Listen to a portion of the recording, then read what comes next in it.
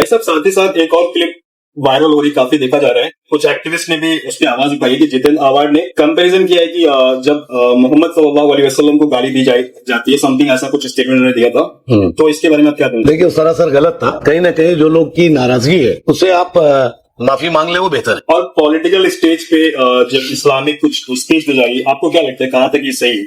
देखिए, मैं तो ये बोलता हूँ कि स्टेज जितने भी पॉलिटिकल पार्टी का रहता है उसमें 50% झूठ बोला जाता है। तो सच तो ये है कि इस्लाम और हदीस और कुरान वहां पे रिपीट नहीं करना चाहिए। जितेंद्र आवाड का वो स्टेटमेंट जिसके बाद सारे एक्टिविस्ट जो आवाज उठा रहे हैं, तो आप भी ये कह रहे हैं कि जितेंद्र आवाड को माफी मांगना चाहिए? देखिए, सिंपल बात है। और बड़ा आदमी वो जो होता है वो माफी मांगने में देर नहीं करता है। भाई साहब, साथ ही साथ एक और क्लिप वायरल हो रही, काफी देखा जा रहा है। कुछ एक्टिविस्ट ने भी उस पर आवाज उठाई कि जितेंद्र आवाड ने कंपैरिजन किया है कि जब मोहम्मद सल्लल्लाहु अलैहि वसल्लम को गाली दी जाती है, समथिंग ऐसा कुछ स्टेटमेंट उन्होंने दिया था। तो इसके बारे में आप क्या कहेंगे? तो ये जंग नहीं है शमीम भाई, ये दुनिया मोहब्बत से ही जीती गई है और जीती जाएगी। ये अल्लाह के रसूल ने कहा है, वो ही मानेंगे हम।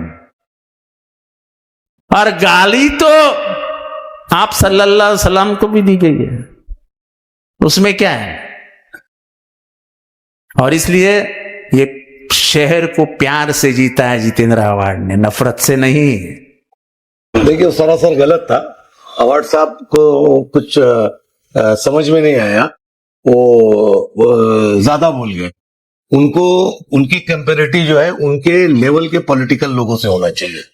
और उनकी मैंने एक स्टेटमेंट और दिया था, वो गांधी से भी अपने आप को ना मिलाए और नेहरू से भी ना मिलाए। आज के दौर के जो सियासी लोग हैं उनसे अपनी सियासत को मिलाए कि वो सेकुलर आदमी है ना। सियासत में लोगों को गाली पड़ती है, गाली दी जाती है।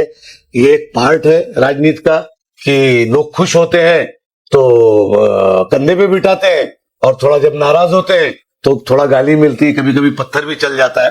तो इस तरीके की चीजें को ना जाने और ना हदीस का कोट ज्यादा करें, क्योंकि इसी में फंस जाते हैं, जैसे औरंगजेब रहमतुल्लाह अलैह पे फंसे थे। तो मैं तो ये बोलता हूं कि उनको मेरा एक मशवरा है कि उस इश्यू पे आप जो है कहीं ना कहीं जो लोग की नाराजगी है उससे आप माफी मांग ले, वो बेहतर है।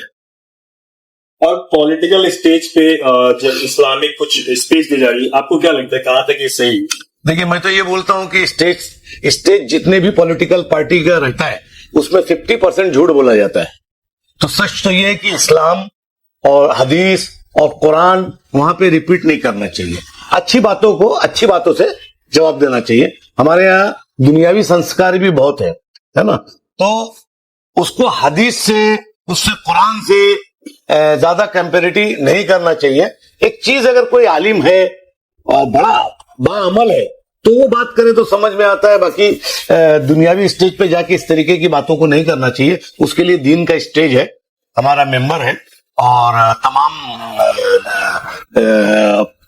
तबके फिक्र के मस्जिदें हैं, वहां से दीन की बातें और तबलीग की बातें करना चाहिए। पॉलिटिकल स्टेज तो आप सीधी सी बात है ना, सच को माने। मैं अगर बोलता हूं तो लोगों को बुरा लगता है। झूठ का पिटारा होता है, झूठी बातें होती है, झूठे सच्चे किस्से होते हैं, नेता की तारीफ होती है, माज़अल्लाह। तो वह कुछ लोग तो उसको ले जाके, अब बताया ना आपको कि वो मिला दिए हजरत, वो क्या जरूरत थी क्या नाम है उनका नाम लेने की?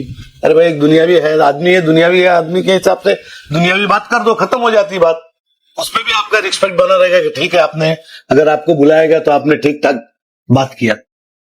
जितेंद्र आवाड का वो स्टेटमेंट जिसके बाद सारे एक्टिविस्ट जो आवाज उठा रहे हैं, मैक्सिमम नहीं तो उठा रहे, तो आप भी ये कह रहे हैं कि जितेंद्र आवाड को माफी मांगना चाहिए? देखिए, सिंपल बात है। और बड़ा आदमी वो जो होता है वो माफी मांगने में देर नहीं करता है ना। तो माफी मांगने में कोई दिक्कत थोड़ी नहीं होती भाई।